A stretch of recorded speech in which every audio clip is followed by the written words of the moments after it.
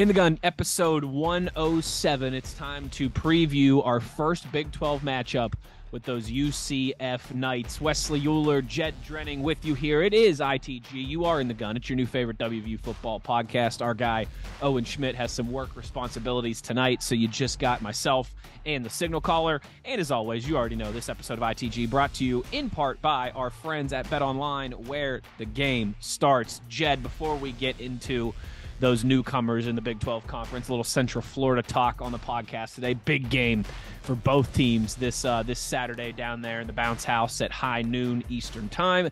We've got a slew of headlines to run through here. Okay, so first, some around campus headlines, right? Some shout outs, some things to mention notable, not related to football at WVU. The first, how about a big congratulations to Ken Kendricks and the Arizona Diamondbacks for going to the World Series. Ken, of course, West Virginia native, WVU alum, business school grad, owner of the Arizona Diamondbacks, and they are off to the World Series after just an improbable, Jed, no team had won in Philadelphia at Citizens Bank Park this entire postseason. The Diamondbacks went there for games 6 and 7, needing to win both games 6 and 7 on back-to-back nights in a stadium where no one had won the entire postseason, where the Phillies hadn't lost a single home game. I mean, the odds of them doing that, I'm sure, had to be hundreds to one. To go to a place in Philadelphia that's a madhouse where they hadn't lost a game at home all postseason, and you win back-to-back nights. That's impressive. Ken Kendricks and the Diamondbacks are in the World Series, baby. Congrats to Ken Kendrick. Big things out in Arizona, obviously, for him. This is the time of year when the improbable stories in baseball crop up. Really, always. And it's just as you touched on. Home field advantage in baseball is usually over the course of a 5-game series, 7-game series. It translates into 1.5 wins, right? That's usually what home field advantage in baseball means. But in the case of the Phillies, as you said, in the postseason, absolutely unbeatable, and here come the D-backs, and boom. Wild. So remarkable story. Wild. I mean, the D-backs, a team that I think they won 17 less games in the regular season or something like that than the Phillies. Were one of the last teams to get in, although the Phillies didn't win their division either, to be fair. They had to play a wild card series as well too. But yeah, I mean, over the last 2 seasons, undefeated this year, and then I think last year in the postseason, they only, their run to the World Series, I think they only lost 1 or 2 games at home. So yeah, great stuff there for Ken Kendrick and the Arizona Diamondbacks, and we'll be rooting them on here in the World Series. I guess unless you're a Rangers fan, then root for the Rangers. But if you're just a Mountaineer with no rooting interest, let's go Diamondbacks. Second thing here, speaking of other major league sports, NBA season starting. We're recording this episode on Wednesday. Jed, the NBA season, I should say, tipping off tonight. So just very quickly, just wanted to make sure to wish a good luck to our Mountaineer basketball players in the pros. Of course, Javon Carter with the Chicago Bulls, Deuce McBride with the New York Knicks, and Joe Mazzulla, who, of course, is at the helm, the head coach of the Celtics. And as I'm saying that out loud, that's pretty cool there, Jed. I mean, we got a point guard for the Bulls, a point guard for the Knicks, and the head coach for the Celtics. I mean, like, we get the Lakers in there, and we're, like, completing the set of all the most iconic right. NBA. We got some Mountaineers at some big, some big-name NBA franchises there. So, obviously, a big shout-out to those three as they get their NBA season going. We wish them health. We wish them good luck and much success on this NBA campaign as they represent the Mountaineers at the professional level. And finally here for our around campus headlines, Jay Jacobs, speaking of basketball, 50 years in broadcasting around the WVU basketball program. He's worked for MSN. He's been Tony Caritti's, play-by-play guy for the broadcast forever. Nearly 50 seasons, Jed, that he's been with the Mountaineer Sports Network, with the WVU basketball team in some capacity, was a player, obviously, at one point too. And I tell you what, he is going to take part in his final broadcast Friday, December 1st against St. John's. And that's where he will be recognized and his retirement will be made official. So if you're someone who's you and I talk about this, kind of familiar names and things like that on the broadcasts and all that, Jay is a guy who's been around forever. He started with Tony doing the play-by-play or doing the color commentating in the 90s. And his love and his passion for WVU or something that you could just feel. You could tell that he really loved the Mountaineers, and salute to Jay Jacobs. Thank you for 50 years of service, but he's in his 80s now. I think he's earned the right to take some time to himself and enjoy retirement. It's been a great stretch recently for the most venerable members of Team MSN Learfield. You had last week before the game against Oklahoma State, we surprised Coach Wallace by honoring him with a little segment thrown together by David Kahn, our super producer down in Winston-Salem. And we all got to tell Dwight what he meant to us, and there were sound bites, and it was really cool. But Dwight's been at it for 25 years, and that was an honor to him last week. And right on the heels of that, honoring Dwight's 25th year, and hopefully we get 25 more. Here comes Jay, and my phone was blown up tonight. It really was. After this was made official, people reaching out to me and talking about what Jay meant to him growing up, listening to broadcasts, the stories that they love to sit back and listen to, not just the game broadcast, but even at Hug's show. He's just a personality. He's a character. I remember, what year was it, Wes? 2015-ish, that West Virginia opened the season in Germany. That sounds right. Okay, somewhere around there. But yeah. Well, what I remember about that is in the strange modern world that we live in, Tony and Jay broadcast that game from the booth at Bill Snyder Family Stadium. We were playing on the road football-wise at Kansas State. Well, after the game, so here they are broadcasting a WVU basketball game being played in Germany from Manhattan, Kansas. Well, after the game, Jay tagged along for dinner with me and Dwight and Tony, and we just had, as always with Jay, a blast. I mean, the stories, there's no filter on Jay. I mean, that's what personality. Makes him so one of a kind. And you couldn't spend 5 minutes around the guy without smiling 15 times. And everybody says that. Absolutely one of a kind. He will be missed. He will be remembered forever. What a career. He's done this for so long and done it at such a high level. But kudos to him. Hats off to Jay Jacobs. So as you mentioned, 25 years doing radio with TC, with our guy Tony. He started doing television for MSN back with Jack Fleming in 1977. Yep. So, I mean, he was with the program from Jerry West. He was with the program through John Beeline and Bob Huggins. I mean, all of our best moments, he's been around, maybe other than the 1942 NIT championship winning program. The connective issue that, yeah. That's right. And I read this in the release as well, too. I thought this was pretty impressive. He's still the all-time leading scorer at Morgantown High School. I mean, think about how long. I mean, he's 85 years old. Think about how long it was since he graduated. He's still the all-time leading scorer at Morgantown High School, according to this the release today. Old, the record. Yeah. I mean, that's crazy, right? It's got to be. It's got to be about 60-some years old. I mean, Jay had to be shooting those things through peach baskets, right? I mean, did they even have a 3-point line back when he was playing? That's remarkable. That's amazing. That's fantastic. That's amazing. So all of our best to Jay Jacobs. We wish him all the best. Wish him well in retirement. And as we've been fortunate to have a lot of times in Mountaineer history, that's some big shoes to fill for whoever's going to be taking his spot going forward. A thank you to Toothman Ford for presenting this episode of In the Gun as well. We all know cars cost less than Grafton. Shout out to our guy JR and Toothman Ford. They're doing great stuff with WVU NIL, something like 24 athletes signed NIL deals. So support those who are supporting our university, our athletes, and this podcast. And Toothman Ford is certainly at the top of that list. Final headline here, Jed. This is one I'm interested to get your take on. Other than maybe the World Series and some stuff going on in the NFL, this is right up there right now with the biggest headlines in sports at the moment. Of course, the Michigan cheating scandal. Yes, Jim Harbaugh and sign stealing and buying tickets on the sideline at all these games. And this thing is running wild, and where there's smoke, quite often there is fire. So I know you've got a very calculated opinion and take on all of this Michigan controversy. So what do you got? Well, you always hear that the cover-up's worse than the crime. Well, in this case, there was literally no cover-up. I mean, everything was done about as transparently as you can possibly imagine for all the world to see. I mean, the purchase of the tickets, the transfer of the Venmo money, everything was wide open. And so first, let's talk about what does and doesn't happen.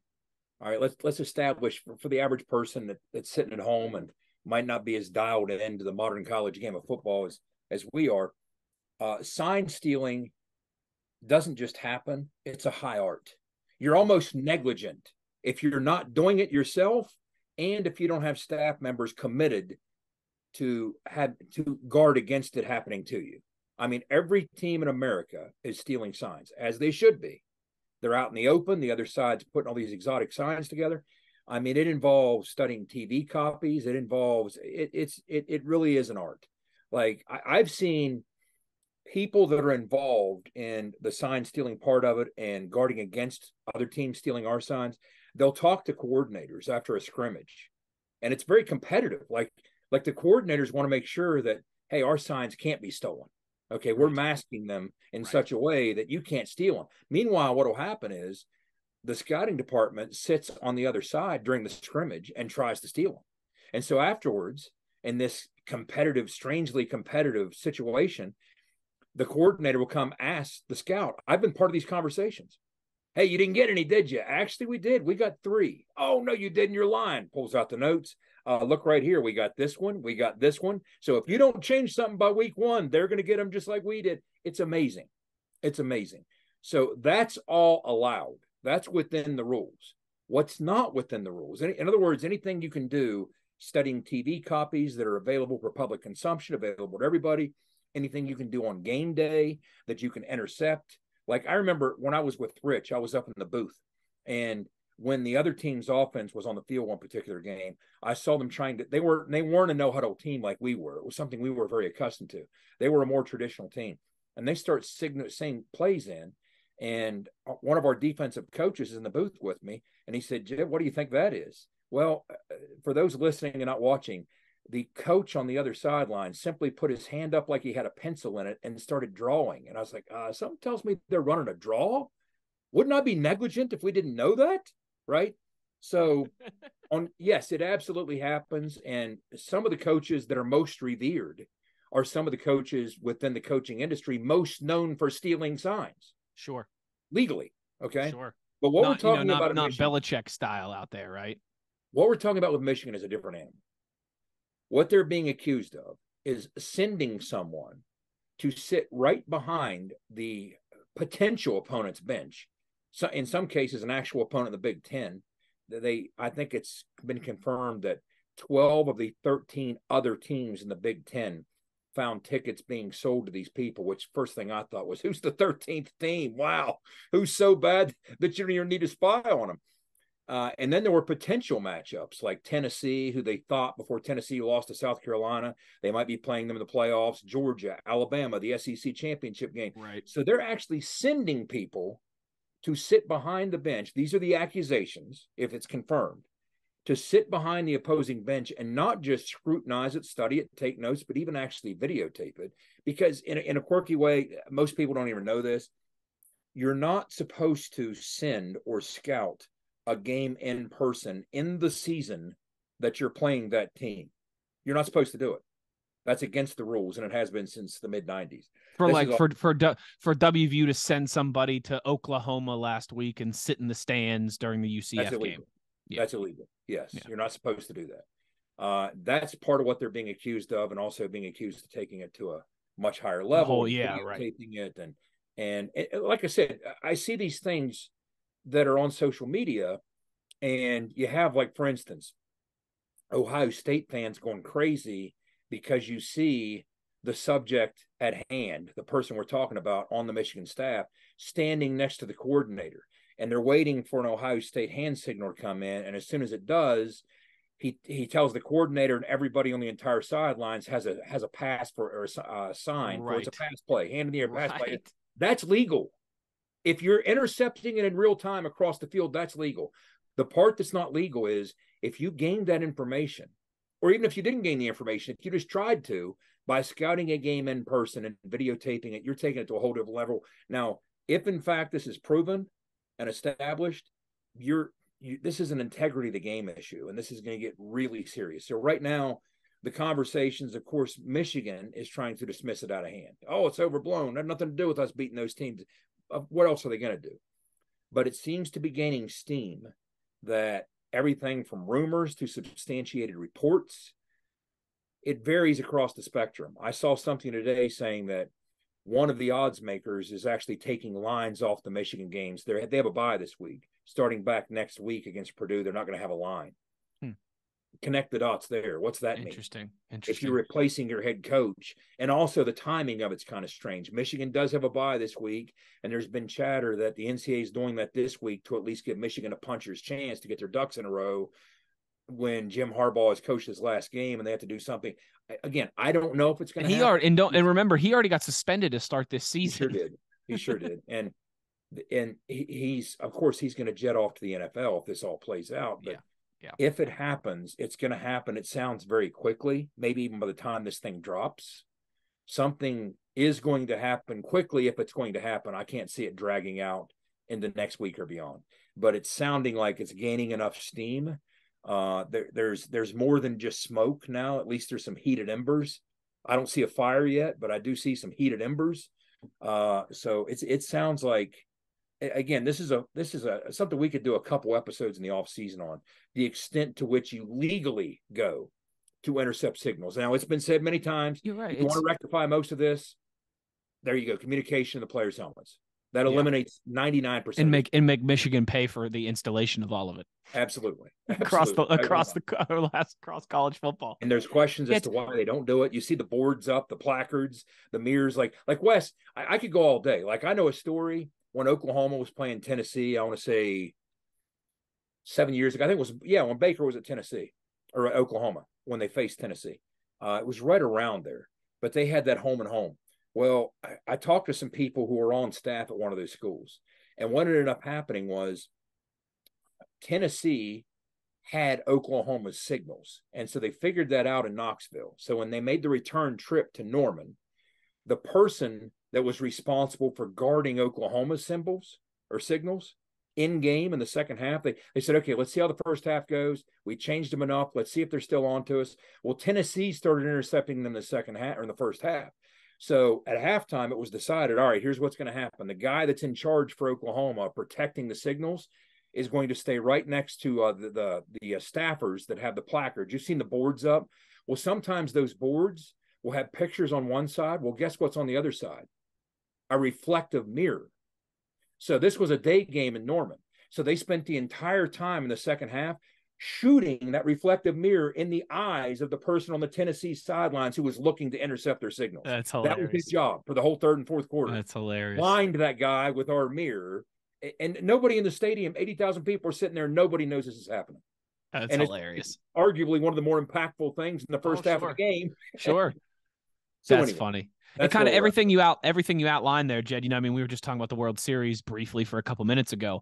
It kind of reminds me of the Astros thing a few years ago. Like everybody tries to get a pitcher's signal as to an extent, right? You got somebody on second base and he can see what the catcher's signal. You know what I mean? Like, but there is a fine line between there's a fine line between doing what you should is in the context of the game to try and get an advantage, and I think in a outside the lines competitive advantage. There's what it is, Wes.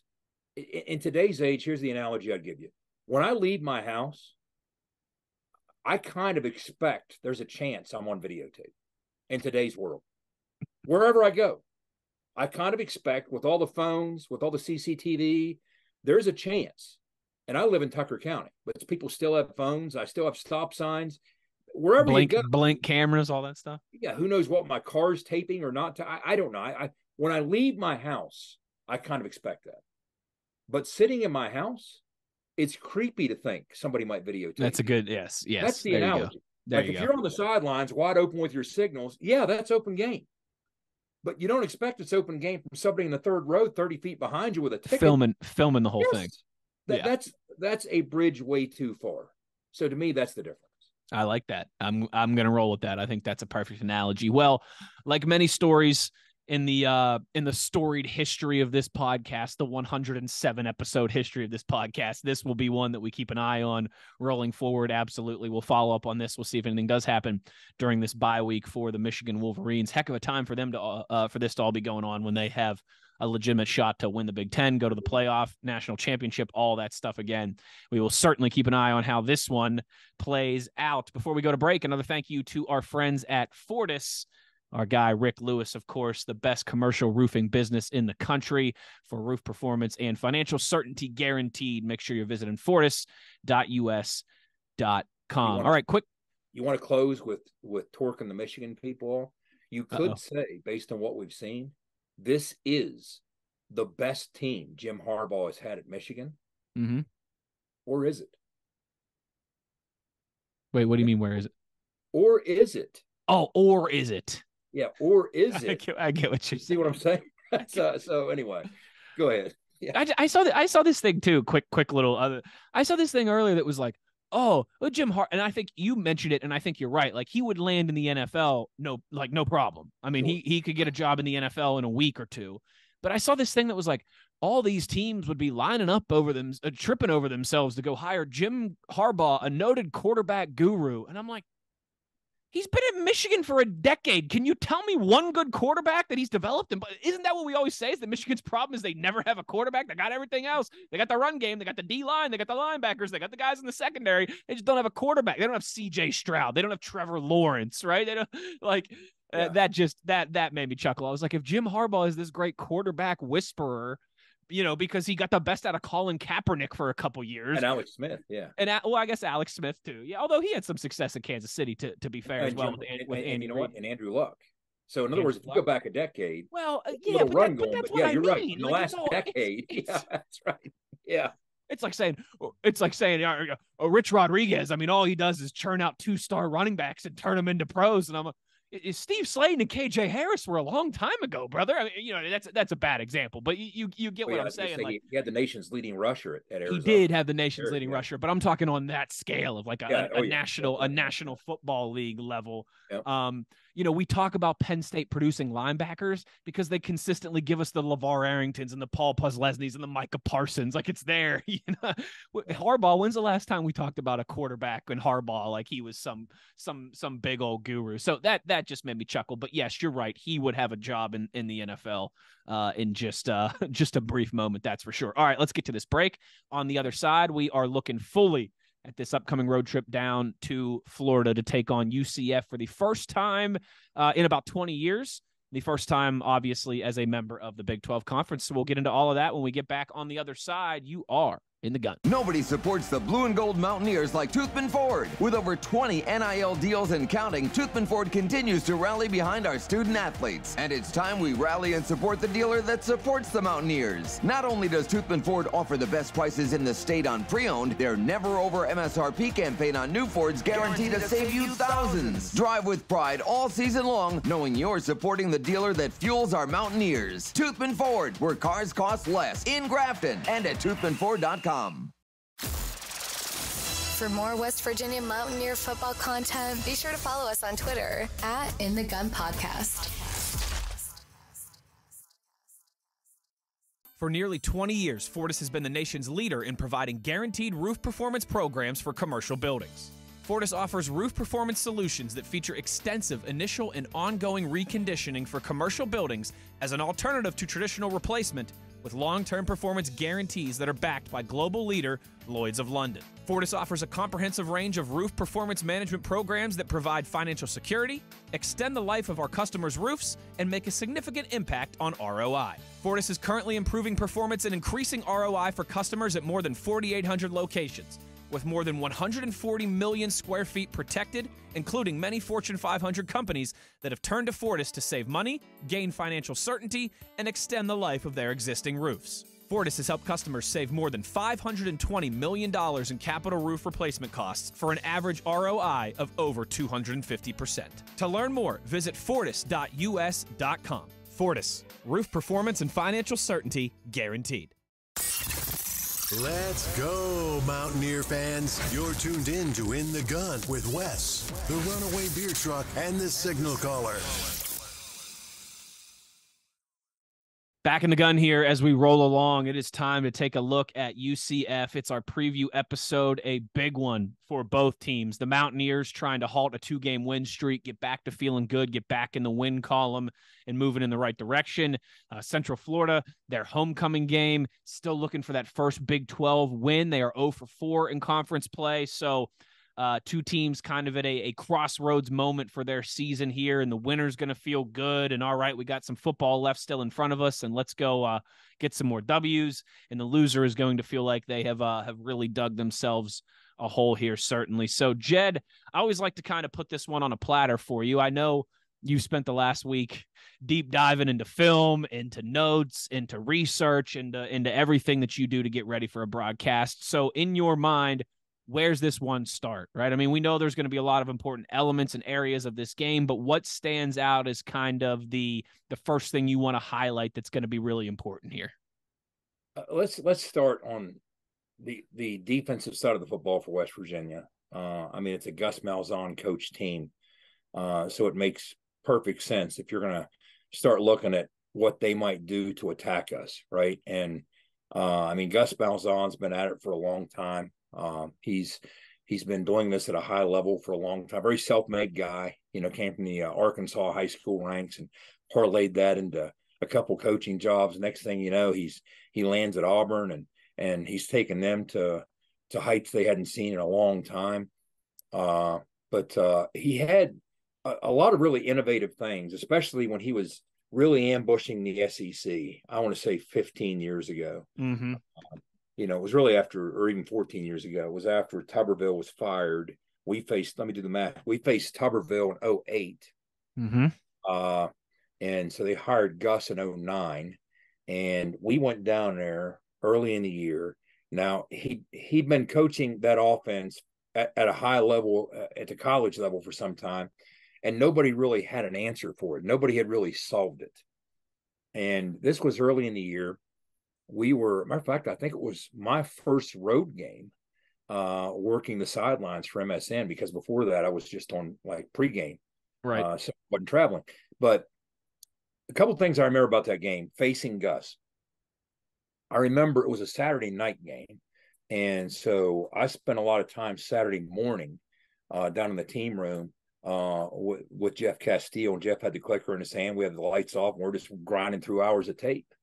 And as Jeff could so often do, he's one of the most, self-effacing, unselfish, humble guys you ever meet. So he'll never admit this, but he had kind of cracked some of the code of Malzahn's magic as he's watching tape and studying tendencies. And again, this is circa 2009. But he starts walking me through a couple things that he's seeing. Jed, when they do this, they're going to do that. When they do this, when they do that, they're going to do this. And you walked away thinking, all right, well, you know what? He kind of has a bead on this run game that Malzahn has used to absolutely gash every team he's faced. Because, I mean, it has a lot of smoke and mirrors to it, but there's physicality to it, and there's a downhill element to it. So it was unlike anything anybody had seen at that point out of the configurations that he was presenting it in. So we went into the game thinking, all right, well, they're not going to gash us on the ground like they have everybody else, but we're going to have to earn our keep on the back end. We don't know what's going to happen with their athletes on the perimeter. And that's another danger of facing a Malzahn team. He knows how to put those athletes in space, create some big play opportunities, test your safeties. So sure enough, what ends up happening? For those that remember the game, you know it unfolded as a 41-30 Auburn win, but we were winning after 3 quarters. And turnovers afflicted us. I think we turned the ball over half a dozen times. That's the game where Noel had the really long touchdown run, right? That was early. Yeah. That was early, yeah. And so one of the reasons we were winning after 3 quarters was Jeff did what it very much appeared Jeff was ready to do. And that was shut down Gus Malzahn's run game. Auburn ran the ball. I got the numbers right here. 41 times for 100 yards, 2.4 a carry. Now, again, Jeff will be the first to tell you that doesn't mean I can solve everything at once. The pass game is going to be a different animal. I have to take my shots and roll the dice and see what happens. Well, Chris Todd, a serviceable quarterback, but not a guy who went on to play in the NFL for a decade, right? For Auburn. He threw for 284 yards, had multiple big plays, 4 touchdowns. The play of Chris Todd, more so the turnovers by West Virginia, but those were the 2 critical things that turned that game. So Jeff Castile cracked the code, as close as anybody had ever come to cracking the code in the run game. So here we come again 14 years later. Now, there are some parallels. Some things are relatively timeless in what Gus does, but bear in mind, Gus in the offseason, he had an offensive coordinator in Chip Lindsey last year, and he was actually letting him call the thing. And he left and took the North Carolina job. He's the OC at UNC with the Tar Heels now, up there with Mac. So to replace him, he brought home a former conquering hero at UCF, a former record-setting quarterback in Darren Henshaw. Now, Darren Henshaw is a guy, he's the new coordinator, and he's calling it. But don't tell me there's not fingerprints on it when you watch tape and influence from Gus. Of course there's going to be. That's his pedigree. But Darren Henshaw in his own right brings some value to the table. He's a guy that's bounced around, coached at multiple levels, at multiple spots. He has a history of tempo. So he's really sharp when it comes to coaching up tempo. And he also has something in common with Neil Brown. They both worked for Tommy Tuberville. He was Tommy's pass game coordinator at Cincinnati, just like Neil was Tommy's OC at Texas Tech. So there's a fascinating dynamic there in that Darren Henshaw is the coordinator, and it's not just by title, but there's other personalities in that room that are going to influence what they do and shape what they do. Gus, of course, being the biggest of them. But in addition to that, you've heard Owen and I talk about Herb Hand. Mm-hmm. Herb is a guy who has a lot of history with Gus, way back to their days at Tulsa when they were together. Now, Mountaineer fans, of course, are familiar with Herb because he was on staff with Rich. Well, we all have a history with Herb. I was at Herb's wedding in 1994 in Buchanan, West Virginia. Uh-huh. I mean, we'd known each other forever. He was our D coordinator that replaced Dean Hood at Glenville State. Okay. Herb is a former Division III college O-lineman at Hamilton College in New York. He's just an affable guy that's very good at branding. I mean, Herb can brand. I mean, he can self-promote. He understands social media. That part of it, he was always way ahead of the curve. And he's really popular with his players. I mean, you're not going to find a group of O-linemen or a former O-lineman that played for him that doesn't just rave about him. So there's a lot of faith that Gus is going to have in Herb and his input into what they're trying to do. And when you look at the metrics all bear out the fact that they're a very structurally sound offensive line. Now we'll get to the skill in a minute, but let's start at the point of attack. Their offensive line, when you look at what they're able to do, first of all, they're setting the table for some big things to happen from a big play standpoint because of that skill that they have. But it's not an accident. Playing within the script of the offense, there are metrics, Wes, that measure how often you actually, blow an assignment on a designed run play. And they have consistently, for the last couple of years with this staff, ranked towards the best in the country at limiting their missed assignments. So they're well coached, they're well drilled, and they're going to put you in position to have some success. So when you start talking about the guys that they have are dangerous, it's all going to start with the quarterback, John Rice Plumlee. And John Rice Plumlee, to me, is an ideal Gus Malzahn kind of quarterback. You heard Neil talk this week about how he has a baseball background, and you can kind of see it on tape. And Neil's right. I mean, he has a very strong arm, but a very quick release. So when he's RPO in those now screens and he's throwing that thing way out wide, he's kind of flipping his sidearm with pepper on it and giving his receivers a great opportunity to do something with the ball in space because it's not floating. But he can make things happen. This is a guy, let's start with this. Out of high school, he started at Ole Miss, his career at Ole Miss as a dual threat quarterback when Coach Rodriguez was actually the offensive coordinator for that 1 year at Ole Miss. He was Rich's quarterback. And this kid was a 1,000-yard rusher at quarterback in the SEC. I mean, you could see, he had 200-some yards against LSU that season. I mean, he is legitimately explosive. I mean, he is explosive and dynamic. He's always been a threat when he tucks it and goes as a runner, but I think he's developed as a passer. And when you look at some of the guys that they have to complement him, you have a running back who split time behind their bell cow last year. This is R.J. Harvey's their new feature back. He's a versatile kid. He's a former quarterback at UVA, so that's his background. High football IQ. He sees the big picture. He understands what you're asking him to do in the role of the offense. Very compact, 5'9", a little over 200 pounds. He comes into the game 7th in the Big 12 in rushing. So he's churning out about 87 yards a game. But the thing is, when you start looking at their skill, okay, when you look on the perimeter, some of the guys they have on the perimeter are what make them different, what make them dangerous and scary and lethal. I'll give you some figures here, and I'll give you some frames. Javon Baker, he comes in. He's one of their top receivers. Matter of fact, they probably target him more than anybody else. He comes in at 6'1", 208, but he's very, very shifty and slippery. Good route runner. Kobe Hudson, 6'1", 200 pounds. They target him quite a bit too. These are both 500-yard receivers at this point in the season. Xavier Townsend, also return man. He's dangerous in the return game. If you go back to last year, he did some really scary things in the return game, but they'd like to move him around and play him in the slot. One of the things they dealt with last week, and this is what makes that effort at Oklahoma so impressive, Xavier Townsend made me think of it. They had a flu bug break out on the team as they started making that trip.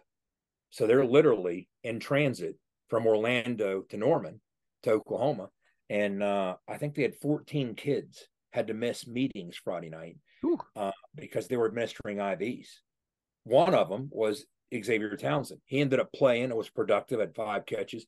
John Rice Plumlee was one of them. He had 3 IVs, I think, administered in a course of 24 hours to play in that football game. But what I'm getting at, Wes, is when you put these kids, this just in, if you're sitting there in Orlando, the recruiting ground around you is so incredibly fertile that you're going to find skill. There's all kind of skill to go around the sunshine. That's no surprise. So you don't have to go that far from campus to find guys who can be playmakers for you. So you would expect Central Florida, especially when they can put that Power 5 badge on as a member of the Big 12 now, to go out and find those types of kids. Well, it's translated well, because when you look at the production that they've shown, it doesn't show up in their record. 3-4, they've dropped 4 straight. But here's some of the things that should concern you and put you on high alert. They lead the Big 12 in plays from scrimmage of 20-plus yards, 30-plus yards, 40-plus yards, 50 and 60-plus yards. Jeez. All those categories. So they have more than Oklahoma. They have more than Texas, than anybody else you want to name. They lead the nation in runs from scrimmage of 20-plus yards. So they will gash you. A rhythm-based offense that will get those yards in chunks. First down, take a shot. We talk about it on here all the time. So those are the types of things that do, in fact, concern you. So an offensive line that doesn't blow assignments. Here's one of the figures for you. I mentioned it. They have the lowest blown block percentage on run plays in the entire Big 12. They blow an assignment less than one time every 100 times they run the football. Jeez. It's 0.7%. So well drilled, well coached, very effective, very sound. They're not going to beat themselves. So structurally sound. Now, West Virginia, to have some success and to offset this playmaking ability, everybody knows how banged up we are at the linebacker spot. We're a little shorthanded on the third level in the secondary. So we're going to have to lean on this defensive line. The rotation of the D-line is going to have to get back to what it was doing during that 4-game winning streak. That's part of it. Because one of the things that we were so good at, and we'll discuss some of the reasons that it's changed, but one of the things we were so good at through those 4 games was impacting the passer. We still, because of that 5-game start, we still lead the Big 12 in quarterback knockdowns with 24. So those are the types of things that we talked about before. They're not a sack. They're kind of remember me shots. They're very distracting to an opposing passer. They knock them off rhythm. They have great effect. We have 84 quarterback hurries. That's number 2 in the Big 12. and again, most of this came in the first 5 games. Quarterback hits, still number 2 in the Big 12. So we talked about the fast start we had. Let me tell you what's happened to those numbers in the last 2 games. And it kind of coincides with the success that opposing players have had against us. We saw Donovan Smith have success against us because we weren't impacting him and hitting him. And we saw last week Alan Bowman have success against us because he was able to lean on the run game, and they were a 2-dimensional or even 3-dimensional offense. In the last 2 games, quarterback knockdowns. Do you know how many we have in 2 games? Now we have 24 for the year, number 1 in the Big 12. Yeah, I don't think we had any against Oklahoma State, correct? Correct. So, I mean, I'm guessing we've had maybe, I don't know, five or 6 in the last 2 games. One. One against Donovan Smith, none against Oklahoma State. Quarterback hurries, it's down to 15, which, sounds robust until you think, okay, the first 5 games we were averaging 14. The last 2 games, that's been cut in half. We're averaging 7.5. Quarterback hits, we're down to 5. We were averaging 8. We've averaged 2.5. Now, we have to mention, this isn't an excuse, it's a fact. Trey Lathan led the team in most of those categories. Yeah. Right? Yeah. So it's a huge loss. Huge loss. He's gone. Nobody's going to care. Yeah, you're right. He ain't coming back next week or anything. No, yeah. He's not walking down that tunnel. As much as we'd love him to as a Florida kid, right? But we have to find other ways to manufacture this, which means you have to get a little more creative. Now, we like to chop up the front, do some exotic things within the confines and structure of the defensive line and the bandit. We will do that. And then you have to pick your spots. I mean, Jordan Leslie talked this week, and he made a great point. He's like, look, everybody thinks that the answer is always more pressure. Well, that comes at a cost, right? I mean, I'll give you a sense of it like this. As a former quarterback, that's what I used to ask for. Once I mastered my offense and I knew my quick answer throws and I knew where everything was and I understood the big picture, what we were trying to do, I was like, please bring pressure. Because, I would approach a game saying, hey, we're getting our 400 yards passing. Now, the part that's up to you as a defense and as a defensive play caller, do you want to give up 400 yards and 20 completions or 35? That part's up to you. But we're getting our 400. I'll have the patience to go, 30-some completions and nickel and dime my way down. If you go too high, don't pressure us. We'll run the ball, mix it in. But if you're crazy enough to bring 5, 6 guys each time, much less 7 and 0, it's going to happen a lot faster and we're going to rack those yards up. So it's not always the answer. What you have to do is pick your spots. And most importantly, what frustrated me most as a quarterback was when somebody was creative enough to not let you get a bead on that pressure. And no matter how much tape you studied, you still couldn't get it. You still couldn't bat 1,000. There were still going to be times when you didn't see it coming and here it came and you're outnumbered. Now it's 6 on 5, from a rusher to a blocker ratio. And that's on you as the quarterback. I'm responsible for that 6th guy now, right? Mm-hmm. So defensively, there's no Trey Lathan. So what you got to do is within the scheme, find ways to maximize what you can do with your front, with your substitutions, the different skill sets of those 7, 8 bodies we like to use, and the bandit. And then when can you bring that 5th guy? When can you slip a Will Backer in there? When can you slip a Mike Backer in there as a 5th guy or even a Spear? You have to pick your spots. You just have to make sure that they don't get a beat on it, because if they get a beat on it, it's advantage them. So it's much more difficult. It's not impossible. That's the task at hand. You have to find more creative ways to disguise and camouflage what you're doing while still picking your spots to throw some pressure at them. Now, in a perfect world, you get pressure with 4 down and you can drop resources into coverage and you kind of get the best of both worlds, but it doesn't always work that way, especially against an O-line as structurally sound as what we're talking about. I mean, it's going to be difficult to have those guys seeing ghosts. Sometimes maybe against lesser coached offensive lines or offensive lines that lack experience or continuity, you can kind of find their blind spots and do that a little easier. Now, to some extent, you can here too, but I'm just saying you're going to have to earn it. You're going to have to earn every inch of it. So that's part of it. Now, part of the reason you want to do that as well is we're trying to make the most of a bare bones secondary. That's what we're trying to do. And to do that, you've got to get to the passer. You've got to impact the passer.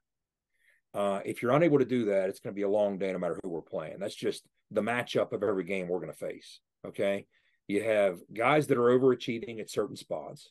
We're still searching for a permanent answer at one corner. Again, I always like to say Malachi has done everything and more with what God gave Malachi. I mean, I like his tenacity, his mentality, the way he approaches the game.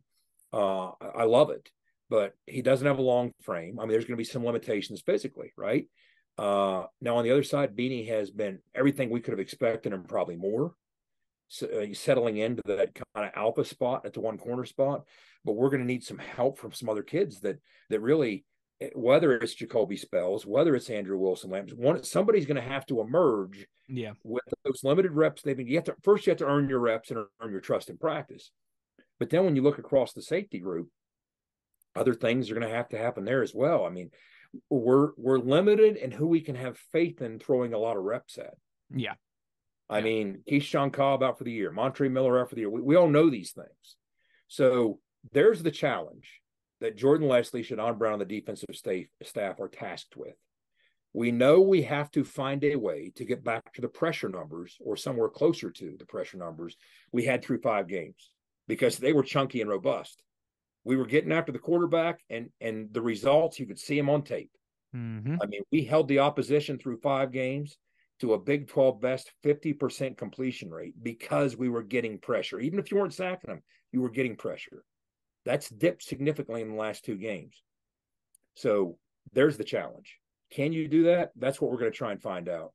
And then most importantly, and this is the discussion we always have, when you talk about when the field shrinks, what can you do? Well, when you get into the red zone, half the time we're holding the opposition to a field goal or less. Half the time they're getting a touchdown. That's much better over last year. It's not down around the 38-40% that we hovered at through 5 games, but it's still something you can win with. But if you want to turn something serviceable +1 and back into a strength, improve even a little more. Now, Central Florida offensively, part of this, I think, is because their lack of continuity at quarterback. They lost John Rice Plumlee for 3 games. Now, the backup came in, did a nice job. He's a guy that played for Coach Trickett for Travis at South Florida last year and did some really good things for them on a team that had to score to even try and stay in games. And he played some good football for them while John Rice Plumlee was out. But we saw it when Nico and Garrett were in and out. The offense looks different when you're changing quarterbacks. So they're 61% offensively in the red zone scoring touchdowns, which is 8th in the Big 12. Now, the more John Rice Plumlee plays, the higher I would expect that number to climb because he's just too big of a factor when he's at his best and the field shrinks with the athleticism. And then from a third down standpoint, you're going to have to find ways to get them off the field. That's something that we did pretty well. We did incredibly well through 5 games. That's not what got us beat at Houston, but it is one of the things that hurt us against Oklahoma State. That's the first time that snuck up and bit us. We couldn't get them off the field. So that was a strength for us for a significant portion of the season. It has to get back to being a strength. And the thing I'll close with on a positive note, and again, these are all 7 games baked into this equation. So there's a certain filter that has to apply, understanding what's happened since the injuries and that type of thing. But one of the metrics that is looked at, there's a metric called lowest deserved catch rate. In other words, you're looking at opposing offenses, what you've allowed the other offense to do. And it's basically catches and drops. In other words, anything that should have been a catch. Sure. Divided by the number of balls that were catchable. It's a good way of basically quantifying how often your defense does a solid job in coverage, be it in zone, be it in man. Well, West Virginia defensively, our deserved catch rate percentage is the lowest in the Big 12. It's 76.6% of catchable balls, okay? And it's the 3rd lowest in P5. So that's something to consider. In other words, when the defensive line is helping them and is impacting the quarterback and the linebackers are pitching in as well, that's the end result, is you're helping the secondary approach those types of figures. But I don't have the figures on that broken down, 5 games to the last 2, but something tells me it doesn't take a lot to connect those dots and realize we haven't been nearly as effective in the last 2 weeks as the first 5. But you saw it to some extent. We'll close with this on the defensive side, Wes. At the end of the Oklahoma State game, everybody in the stadium recognized when they got the ball back after we scored, we're still down 7. We got all 3 timeouts. We're a quick 3 and out away from getting the ball back. Everybody in the stadium realized number 0 is getting the ball. Jordan Leslie knew it. Everybody on the sideline knew it. Everybody in the stands knew it. I was in California and I knew it. You were in California and you knew it. So what do you do here? Well, you got a couple choices. First, you can sit there and go low risk in a base defense and maybe have a run blitz or a more aggressive run fit. And it's not as high risk because you still have a safety net connected to your defense and you have a backer or a safety to stop a breakthrough run. But how effective is that going to be against a kid that's been gashing us the better part of the day? The more intelligent thing to do there is what we did do. Jordan Leslie, and we talked about it with Owen the other night, he dialed up a cover 0 blitz. Now, the problem, just as Owen and I discussed, in dialing up a 0 blitz, there's a reason you don't run it every snap, right? The reason you don't run it every snap is the margin for error diminishes. If you are slightly off on one of your run fits and a back like that gets through, there is no second level. Think about green grass. DBs all have their backs turned. They're running down the field. Coverage, sprinting downfield. So there is no second level. You either stop him at the point of attack with a big play, or if he leaks through, it's Katie bar the door. Feast or famine. So that's what you're left with. In other words, if you have a full complement of all your starters and you have a Trey Lathan, you have this, you have that, but you might do it differently. You don't have to roll the dice as aggressively. Maybe you're not in that position. But we said it the other night, Wes, if ifs and buts were candy and nuts, it'd be Christmas every day. We have what we have. So you have to roll the dice with what you have because of what you have. You have to make the decisions schematically based on what you have. So you have to calibrate your plan. And that's what the staff is doing. That's what the staff is doing. They're, as Rick Neuheisel likes to say, they're Apollo 13 in this thing. You remember the scene in Apollo 13 when they got the group of engineers together at NASA and they said, hey, get these guys home, figure it out. They said, oh, that's easy. We do this. And I said, no. You can only use what's in this box because that's what's on that capsule. That's all you can use. Figure it out what's in this box. So what we got on this roster is what's in that box at NASA. So you got to Apollo 13 this thing. You can't add tools to the box if they aren't in there. They're not on the capsule, right? Hold on. Can I get Trey Lathan back in my box, please? Yeah, Trey Lathan's not on the capsule, right? Trey Lathan's not on the capsule. I wish he was. We got to build this using this. That's right. So everybody stand around and chain smoke your cigarettes in your black horn rim glasses. That's what you got. So I'll kick it back to you to get your thoughts on how we match up defensively against their offense, and then we'll segue over. Yeah, well, Jed, I mean, the thing that really stands out to me is some of that stuff that you started on, the quarterback pressure stuff. I mean, so much of what this defense was able to do, particularly in that 3-game stretch of Pitt and then Texas Tech and then TCU, was because of the pressure that they were able to dial up, was because of just the depth. We talked about it, the snap counts for so many guys being all within the same area and having the ability to rotate those guys and keep them fresh and apply pressure on quarterbacks and create some havoc in that way and get those remember me shots that you mentioned. Certainly saw that against Pitt. And Phil Jerkovic, I mean, he hasn't been the same since. I don't think. And you had the same success against Texas Tech. You had the same success against TCU, and then as you mentioned, since that bye week, it's gone the opposite direction. Barely any of it against Houston. Really, none of it against Oklahoma State. And what was the strength of your defense? And the loss of Trey Lathan has been massive in that regard, without a doubt. But you know what? Like, you've got to find some ways to still get home. You've got to find some ways to knock some of these quarterbacks off their game and make them uncomfortable. And I'm with you that feels like the biggest thing for this team right now.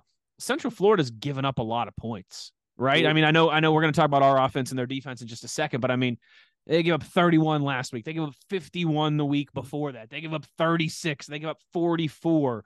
I mean, they haven't held a Big 12 opponent yet to less than 31 points in a game, right? Mm-hmm. So there's going to be opportunities for our offense to make some hay. This isn't going to have to be, I don't think, like a Pitt or a Texas Tech performance where you have to come out and hold these guys to under 20 points, something like that, single digits in the case of Pitt. You don't have to be this perfect Herculean effort as the WVU defense, but you do have to keep a lid on Plummer. You do have to keep a lid on some of those guys on the outside that you mentioned, because they're capable, and you've struggled to do that the last 2 weeks. So again, I know we're going to get to the other side of the football here, and that's important, but I think everything you highlighted, particularly there in terms of the defensive front, is really, I think, the key to this game for me. This is the kind of game, Wes, and you're spot on. First of all, let's start with this as we close out. Our best guys have to be our best guys. Yeah. We can't have Aubrey Burks in the back end. As when Aubrey Burks is at his best, he's one of the best 2 or 3 safeties in this league. We can't have him playing like he was against Oklahoma State.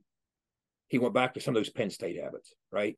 We need Aubrey Burks playing like one of the 2 or 3 best safeties in this league, holding that back end down for us. We need Lee Koba playing up to Lee Koba's potential. Sean Martin. So when you get to those groups that have been afflicted with attrition, the linebackers, the secondary, you can ill afford. It's not like somebody on the D line having a bad week when there's 7 or 8 other guys helping them out in that rotation. We're so thin on the second and third level. No, you're absolutely right. We need our best football out of our best guys all the time. Jed, you're so right, because often when someone gets hurt, right, I think the fan mentality is whoever steps in for that person has to play well, right? Your quarterback goes down, whoever the backup quarterback is, got to come in and play well. Not really. What you need when your quarterback goes down is the A players on your offense to play like A players, right? Yes.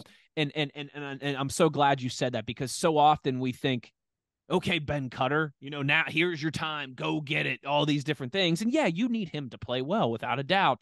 But you're absolutely right. What you really need is Lee Koba to be at an A level, Aubrey Burks to be at an A level, Sean Martin to be at an A level. You need your best players to be at their best when you're shorthanded, especially on that second and third level. And this could be one of those games. We talked about it the other day, Wes. You just mentioned the points that UCF has allowed in Big 12 play, right? Well, we mentioned the other day the games we've lost scoring 31 or more since last year. Half a dozen of them, right? This needs to necessarily be one of the games where if we get in that range, that's not happening. Because defensively, we swell up, we do what we're good at, we get them off the field on third down, at least in critical times in the game. Critical junctures in the game, we also hold them to a field goal or turn them away in the red zone. I mean, gain an extra 4 or 8 points on 1 or 2 red zone trips. Gain an advantage that way. And how about this? Because I'm tired of talking about it.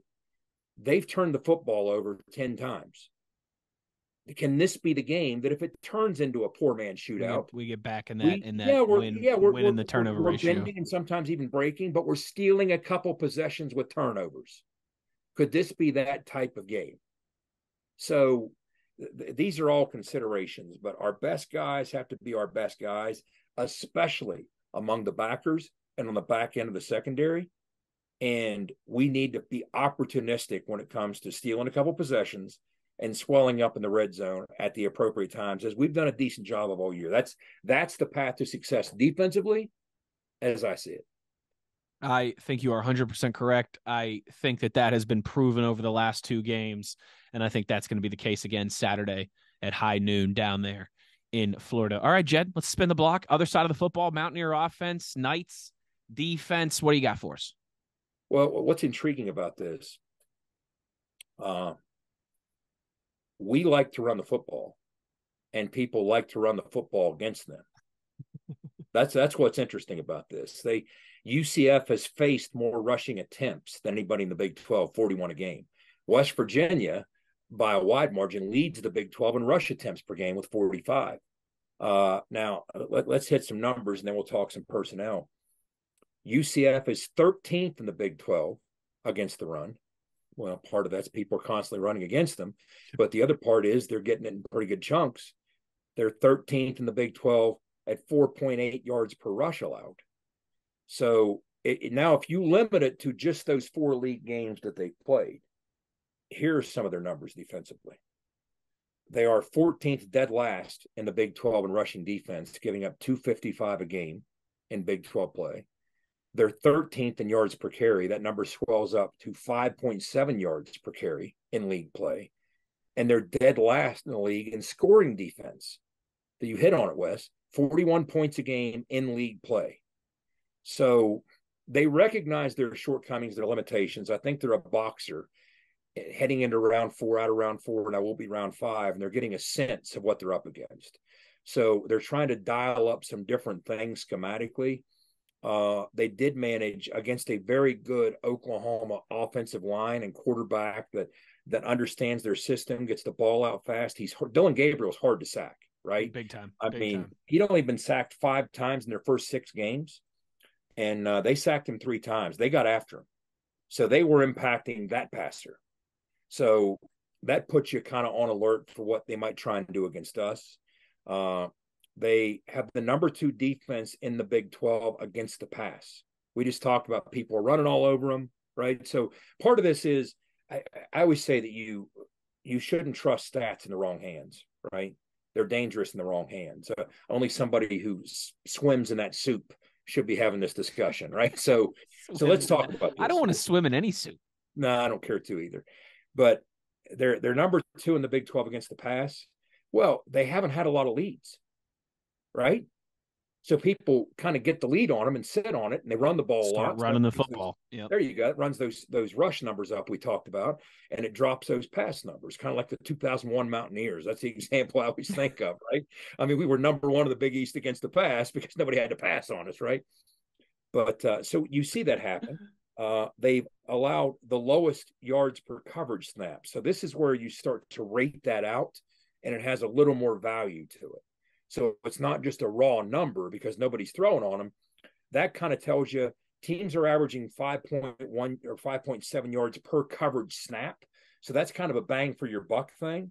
And that's the best in the league. So they are doing some things where they get in space and coverage. They understand zone concepts. They got athletes to play in man concepts. They held Oklahoma for all the struggles that they've had against the run, UCF. Through 3 quarters, Oklahoma had 115 yards. Yeah, and they never ended up really impressive. gashing. Okay. So what are they tasked with? They're tasked with an athletic quarterback. It's not the first one they faced, but Garrett is obviously a dual threat kid. He's run the football 61 times. 15 of his 61 runs have gone for 10 plus yards. He's our leading rusher, and he missed 2 games. Garrett's fun to watch. Okay. So you're thinking, well, that's a massive advantage having that dual threat, quarterback with blistering speed. Well, I'm not so sure. What do they face every day in practice? UCF. Similar. John Rice Plumlee. Yeah.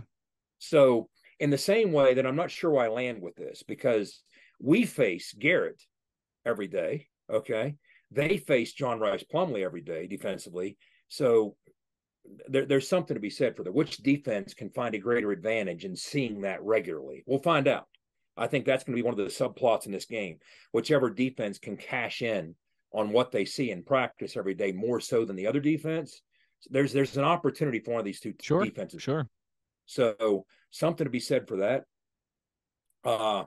Garrett's averaging, and this is something that teaser alert here, you guys will be discussing on Phil Friday. In the last 2 games, 402 yards of combined offense, rushing and passing. Okay. So 640 yards he's thrown for in the last couple, and he's run for 164. Again, those are legit among the best in the country dual threat numbers. So you ask yourself, okay, well, what has the UCF defense done against quarterbacks from a total yardage perspective? In other words, starting quarterbacks in the Big 12. They faced 4 of them now. What have they done from pass/rush yards allowed against those quarterbacks? Well, they've only allowed 239 a game. So Gabriel had 275 total. Jason Bean had 101. Blake Shapen 269. Will Howard at 319. He threw 4 and rushed for 319. So that's what you're looking at. And that kind of speaks to the athleticism at large of this group and some of the ability that they have to bottle things up and make the most of things in terms of pursuit angles and what they've got going for them from a personnel standpoint with the talent and speed and length that they have. When you look at that length, Jason Johnson is one of the better backers we're going to face. Mm-hmm. I mean, he's one of the highest graded passers in the country. There's very few things he can't do. He's a legit sideline to sideline guy. So you'll see him out there in 00, and it's going to seem like he's wearing 6 zeros because he's going to be all over the place. I mean, he's smacking people around. He's slippery. You'll see him on tape fighting through gaps. He has that sense and that feel to see daylight as a defender. We always talk about that knack that runners have, but good defenders, especially good linebackers and safeties, have that knack too. They can see daylight and see creases and find their way through blocking schemes, and he's exceptional at that. They have a legitimate edge rusher in John Salazar, so that's somebody that, and we talk about from a personnel standpoint, we're going to see if Tomas starts, but Tomas is available, right? So will we be, for the first time in the better part of 3 weeks, back at completely full strength up front? That really matters. I think people undervalued to some extent not just how much Wyatt meant to us in the game that he was out, but certainly the combination of Wyatt and Tomas. Tomas is an athletic, incredibly talented kid. So we're going to have our hands full against the edge presence that they bring. Coverage-wise, what's interesting about these guys, they have length, but they don't have a lot of size. For instance, when you look at Brandon Adams, you'll see him, number 31, you'll see him do a lot of good things. He has great ball skills when the ball's in flight. He tracks it well. He shadows well. He breaks on it well. He's 6'3". You can tell by watching tape, it's a heck of a wingspan. He's a long kid. He looks like one of those guys you've seen playing for K-State or Oklahoma State the last 2-3 years. Okay. Right? Sure. That maybe not as thick, maybe not quite as thick because he's only $180. So the physicality piece isn't quite there as much. Same with when you look at Jakari Henderson, great coverage skills. You'll see him running around at number 1. He's 6 foot, so he has some length to him, but he's 165 pounds soaking wet. So that's another guy that lacks the size piece to what they're trying to build towards. And these are the kind of things, Wes, that as you see them as a team in transition, moving from G5 to whatever we're calling P5 now, and they do have that Big 12 logo to recruit with, that matters. So they're going to take yet another step up in recruiting. These are talented kids. For sure. But the reason they're not 6'3", 195 is because they were G5 players. I mean, some of these guys will still play in the league because they still stand to put on a few pounds and put on some weight. But that's what's going to happen. They're good players right now, but they're only a couple pounds undersized. And that's why they were G5 instead of some P5 program, but they can play. So look at Corey Thornton. He's one of the thicker among these kids that we're talking about. You'll see him get some snaps. Teams tend to target him more. Number 14, he's 190 pounds, and he's a good 6'1", 2. He's a nice long kid. So he's a pretty sturdy built kid. So he can bring some issues for you. Plus, he can support the edge a little bit against the run. And they got a nickel back, right back to the same narrative that I just had. Quadric Boyard, good cover skills, but he's 170 pounds.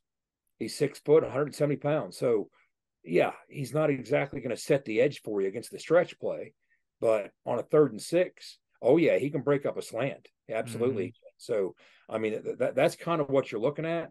So if I'm looking at shortcomings, it would be their lack of weight or just overall size. They got length, but they're not length and size. So you can be physical with them. I mean, it's going to be interesting to watch Brandon Adams against Devin Carter at times because, Devin's going to have a significant size advantage and he should have a strength advantage. But the kid plays Brandon Adams. I mean, he has strong hands. He'll slap you around, but it's just that size piece isn't there. Walter Yates is another kid among the linebacker groups. He wears number 27. People seem to go after him in space and try and isolate him. So that's one of the things you notice on tape, whether it was Oklahoma or Kansas State. So that's one of the things you're going to see. He's actually been targeted 23 times. He's given up 19 catches for 270 yards. And in space, he struggles. A lot of those yards came after a catch. So, if you can get him on a choice route, a crossing route, if you can isolate him with your slot, and, we talk about our ability to move guys around, or even to some extent with our backs, that could be a matchup that favors us. But these are some of the things that I'm looking at from a personnel standpoint. But look, the elephant in the room that we have to talk about is we're not going to get to where we need to be offensively. I think I know where this is going. I think you do know where this is going. We talk about, okay, we're going back to Florida. What's going to happen? You expect a little extra juice from these Florida kids.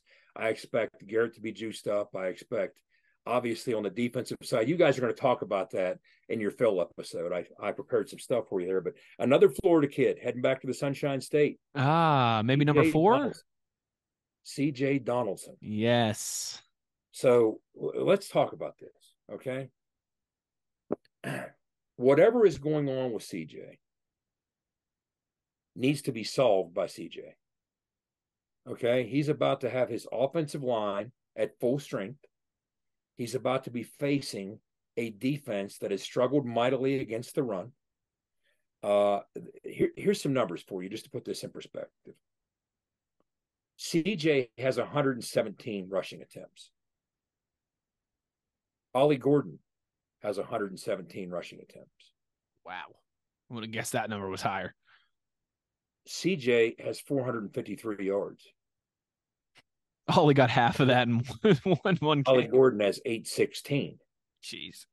CJ, again, at his best, is a yards after contact guy.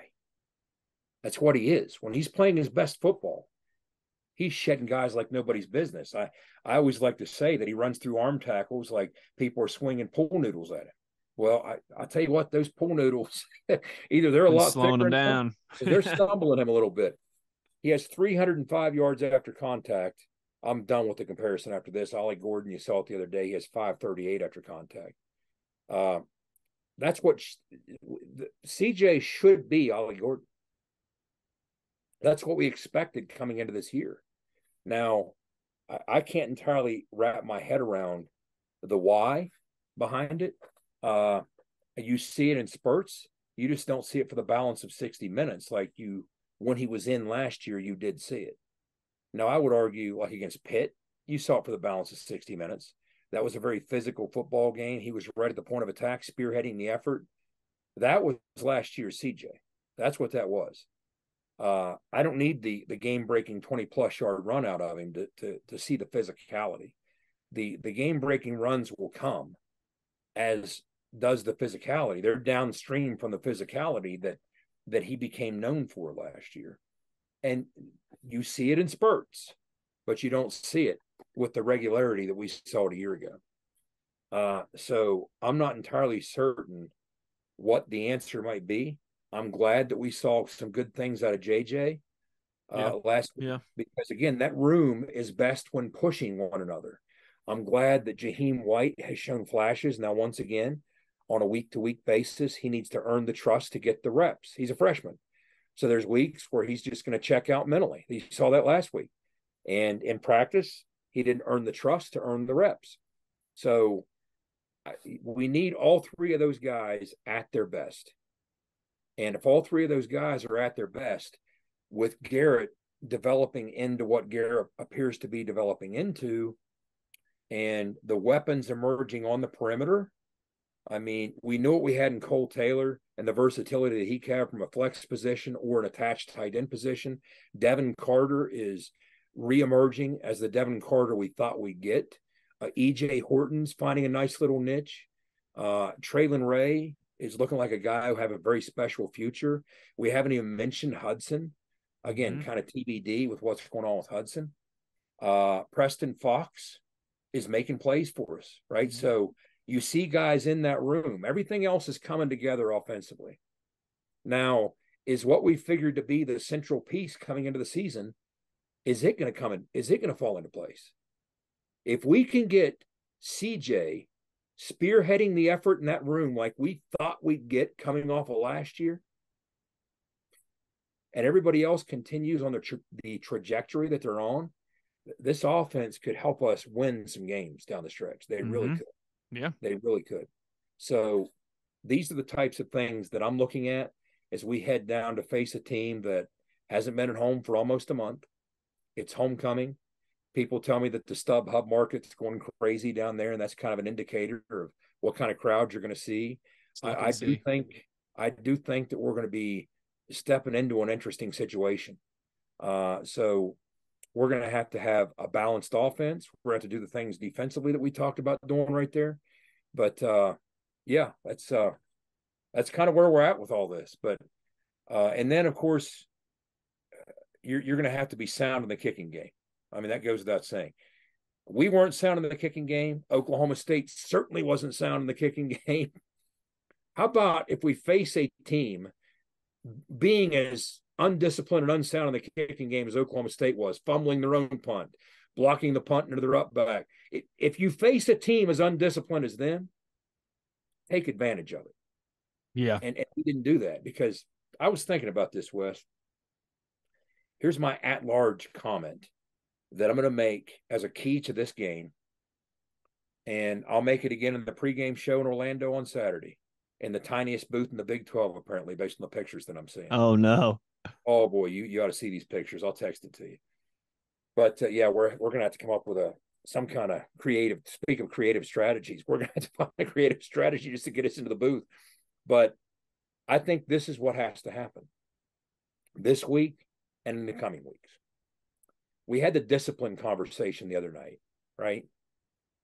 I mean, every time you win, oh, it's because we're so disciplined. You're not getting penalties. You're not doing this. We didn't have 120 yards in penalties the other night. We had a couple stupid penalties. But when you lose, that's going to be the focus, the undisciplined things you did.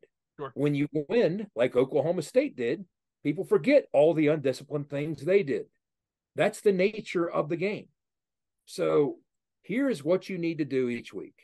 You don't need to be perfect. You don't need to be the most disciplined team in America. You never are. You never were.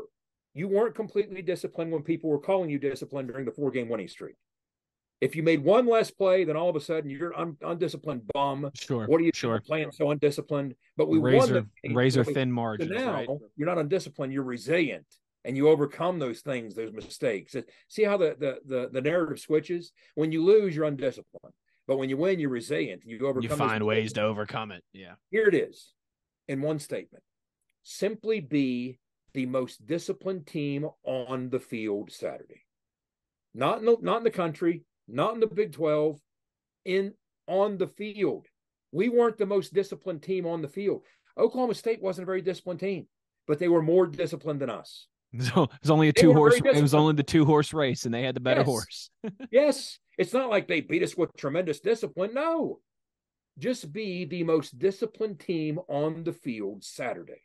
Just be the most disciplined team on the field, be the best tackling team on the field, right? Yes, because everything else we just talked about, that almost falls into the obvious category, right? Obviously. Yeah, you need Aubrey Burks to play well. You need Lee Koba to play well. You need Garrett Green to play well. Yes. You need to hit a big play to Devin Carter. Yes. Yeah, these things are the more obvious end of it. But left off the table is don't be boneheads. Let them be boneheads, because they will. The other team, whoever it's going to be each week, are going to do some boneheaded things. Do one less boneheaded thing than they do. Yep. College kids do boneheaded things. Even the ones that win a lot of games. Do one less boneheaded thing than they do. Be the most disciplined team on the field Saturday. And then everything we just talked about will matter. Will fall into place. Yeah. It matters far more if you don't beat yourself and you're +1 in the boneheaded category or -1. You're +1 in the discipline category. All these other things, who ran the ball more effectively, who played well in the red zone, who did this, who did that. That's great until the game's tied in the fourth quarter and you have back-to-back personal fouls. you give them 30 yards. You go, here you go. Here's 30 yards. Or you have a miracle drive to cut the lead to 7. You have all 3 timeouts and you're in a great place. And you just need a quick 3 and out. And you run cover 0 and you miss a handful of run fits. Or you're up 24-20 and you're forcing a punt in the fourth quarter. and you have one of your upbacks get blocked into your return. These are the things that You're gonna make me start. You're gonna make me start drinking. You're gonna make me start drinking on this podcast again. But like I said, Oklahoma State fumbles a punt. Why was that kid even? I mean, he was right in front of me on the sidelines. I'm like, dude, what were you doing even trying to get over here to get that punt? That was boneheaded. That was undisciplined. Their blocked punt was undisciplined.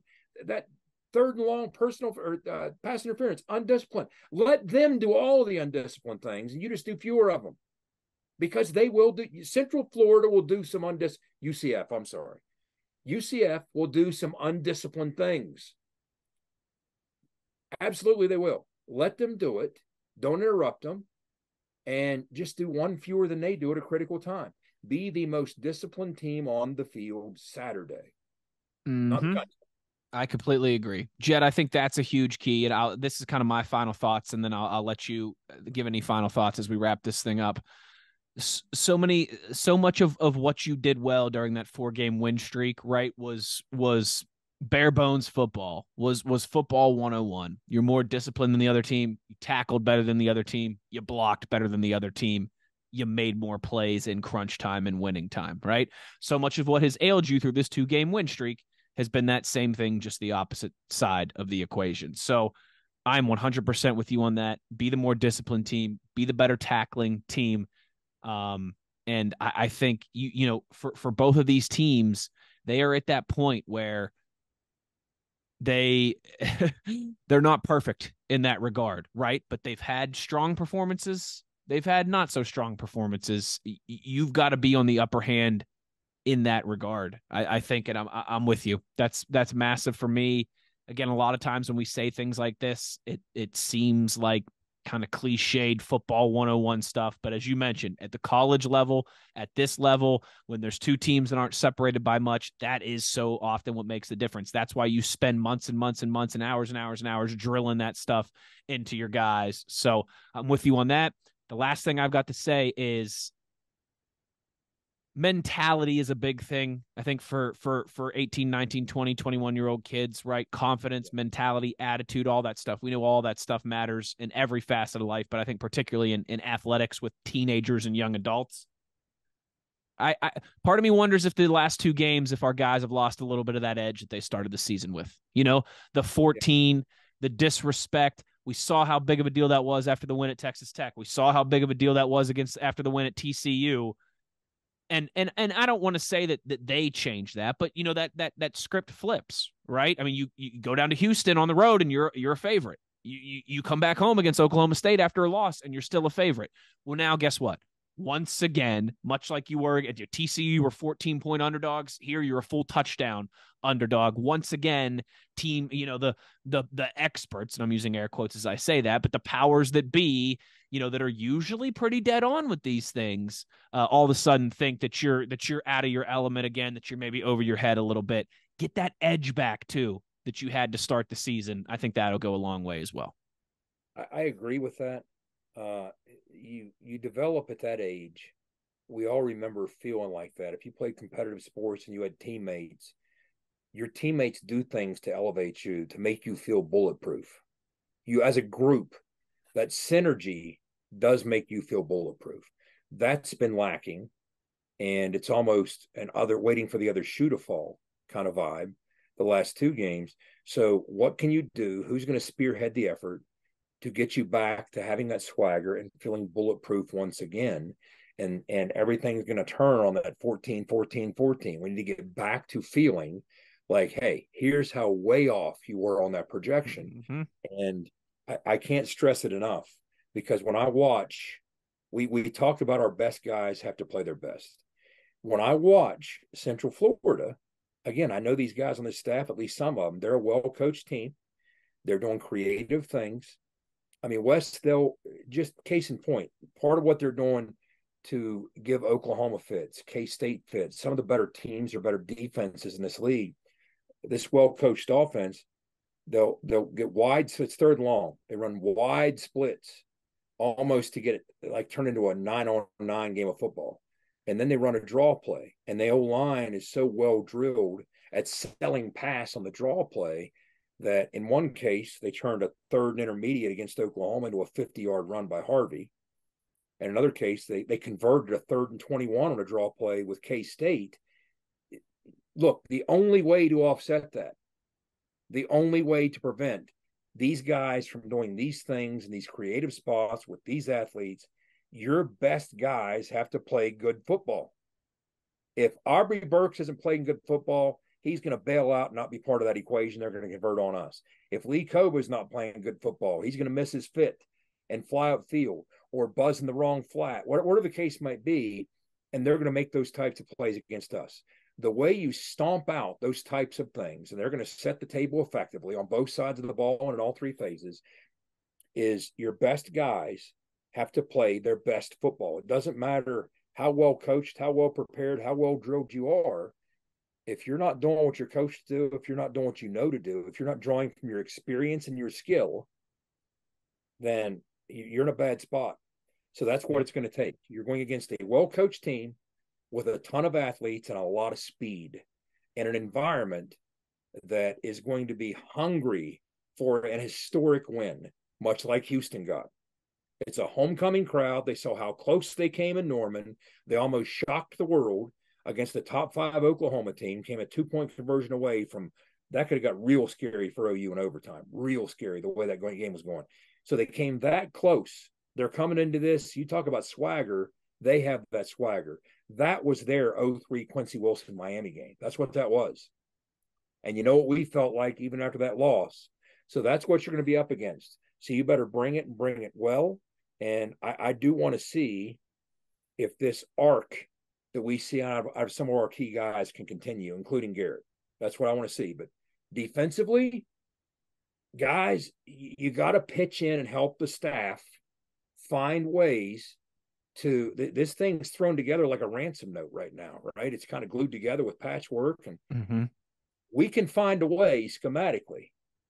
If Aubrey's holding his own, if Lee Koba's holding his own, if Sean Martin's holding his own, if Beanie's holding his own, if you do that, then they can dial up ways to help us get creative enough to offset some of the losses we've had. But you got to do it.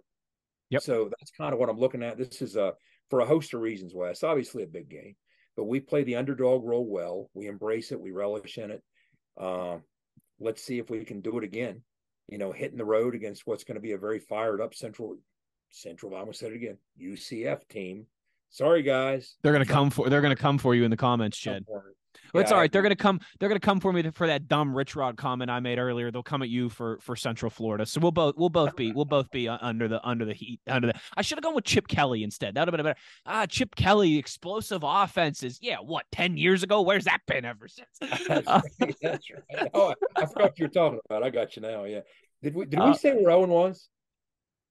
Yeah, so he's got a work thing. They've got some corporate UPS stuff going on. So Big O had to be present at work. So hopefully you've enjoyed Jed and I.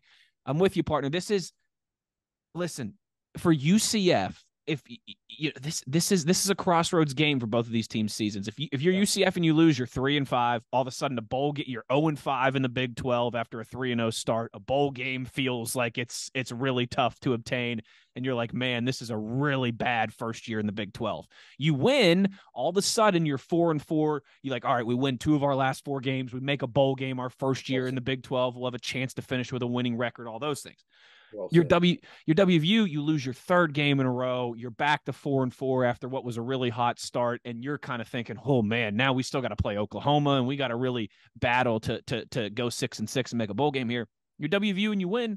You're 5-3. You're feeling better. Yeah, that 2-game win streak. Things didn't go your way. You got back in the win column though. You head back home against BYU for a chance to get that bowl eligibility and keep things moving in the right direction. Maybe even still win something like 8 games this year.